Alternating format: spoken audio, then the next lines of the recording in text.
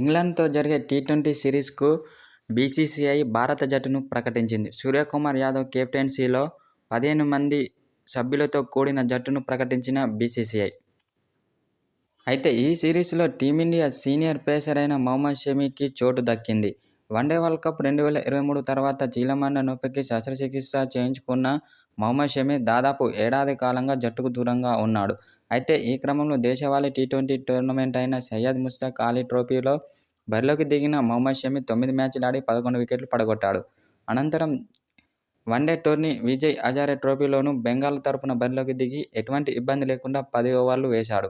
ఈ క్రమంలో fitness నిరూపించుకున్న Mohammed షమీకి team India సెలెక్టర్లు పిలుపునిచ్చారు. దీంతో అతనికి ఇంగ్లాండ్తో జరిగే 5 టీ20 సిరీస్లో చోటు దక్కింది.